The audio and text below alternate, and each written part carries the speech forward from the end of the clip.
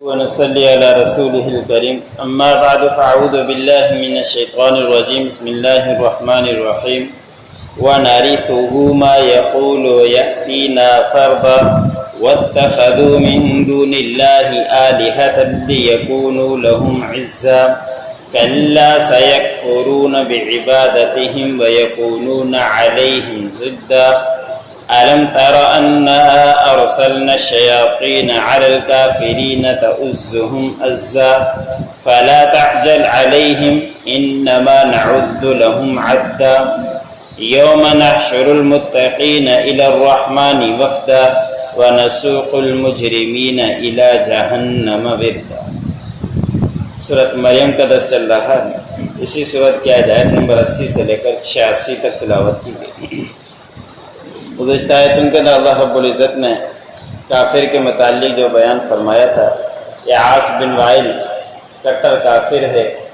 ایک صحابی جو لوہار کا کام کیا کرتے تھے، انہوں نے ان کا کام کیا اور ان سے کہا کہ میری اجرت دو، تو انہوں نے کہا کہ آپ کو اجرت اس وقت دوں گا جب محمد صلی اللہ علیہ وسلم کے جو اوپر ایمان لائے ہو وہ چھوڑ دو۔ تو اس مسلمان نے مزدور نے کہا کہ میں اس وقت تک کلمہ نہیں چھوڑوں گا یہاں تک کہ تو مر جائے، پھر زندہ کیا جائے، قیامت قائم ہو جائے، میں نہیں کلمہ نہیں چھوڑوں گا۔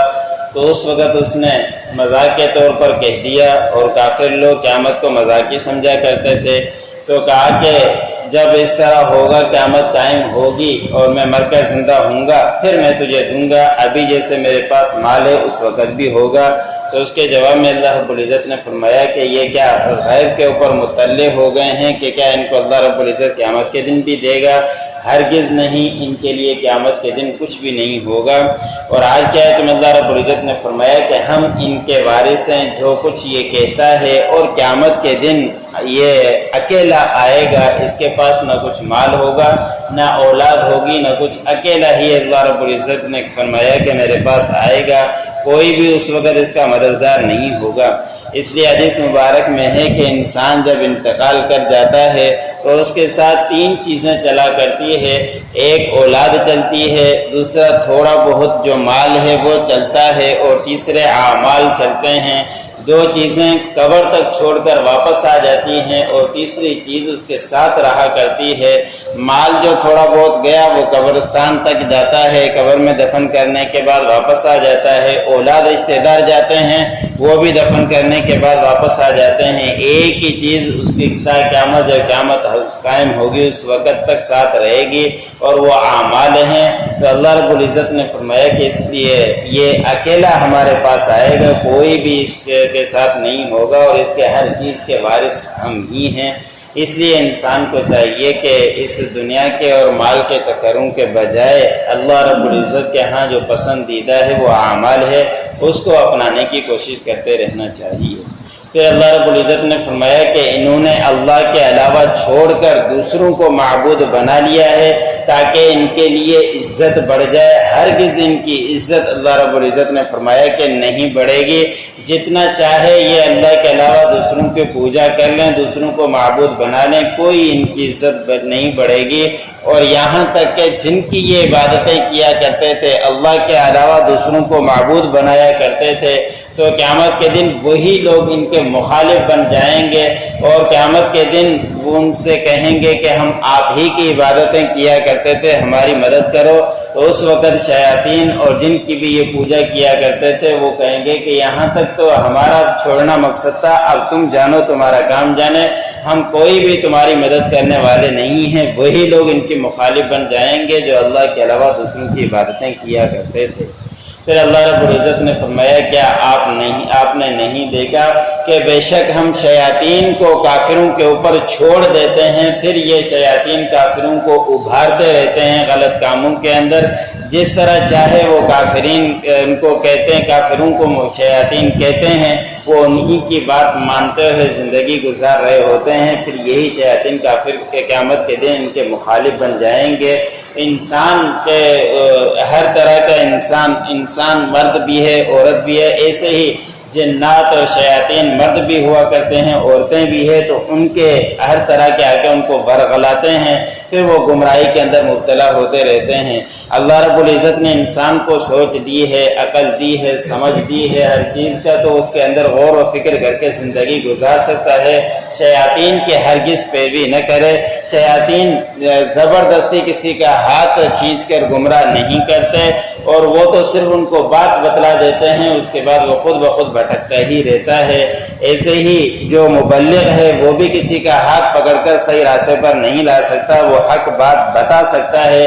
اس کے بعد انسان کی مرضی ہے جس طرف چاہے وہ بھٹکتا رہے، یا سیدھے راستے پر آئے یا غلط راستے پر چلا جائے۔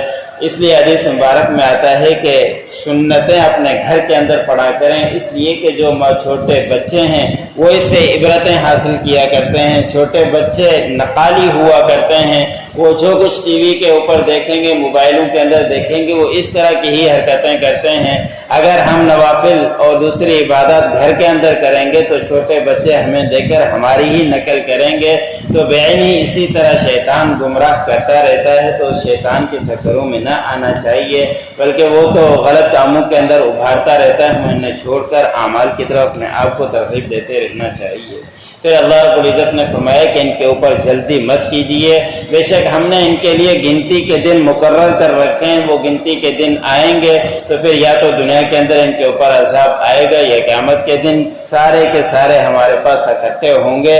اور جس دن ہمارے پاس اکٹھے ہوں گے پرہیزگار لوگ، وہ رحمان کی طرف وفد کے گروہ میں چل کر آئیں گے، وفدوں کی شکل میں وہاں اللہ رب العزت کے ہاں پہنچیں گے۔ اور پھر جو مجرم لوگ ہیں اور کافرین لوگ ہیں، ان کو اللہ رب العزت نے فرمایا کہ جہنم کی طرف دھکیلا جائے گا، اور وہ پیاسے ہوں گے۔ جس طرح پیاس کے اندر انسان کی کیفیت ہو جایا کرتی ہے کہ اگر پیاس ہو چلا نہیں جاتا، بڑی پریشانی ہوتی ہے، تو وہ بھی سارے مجرم لوگ پیاسے ہونے کی حالت میں، پریشان ہونے کی حالت میں جہنم کی طرف دھکیلے جائیں گے۔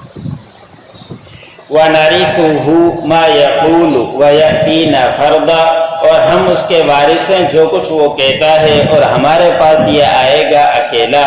وَاتَّخَذُوا مِن دُونِ اللَّهِ آلِهَةً، انہوں نے بنا لیے ہیں اللہ کے علاوہ دوسرے معبود، لِيَكُونُوا عَلَيْهِمْ عِزًّا، تاکہ ہو جائے ان کے لیے عزت۔ کَلَّا، ہرگز نہیں، سَيَكْفُرُونَ بِعِبَادَتِهِمْ، ان قریب وہ انکار کریں گے ان کی عبادت کا، وَيَكُونُونَ عَلَيْهِمْ ضِدًّا، اور جن کی یہ عبادت کیا کرتے تھے وہ ہو جائیں گے ان کے اوپر مخالف۔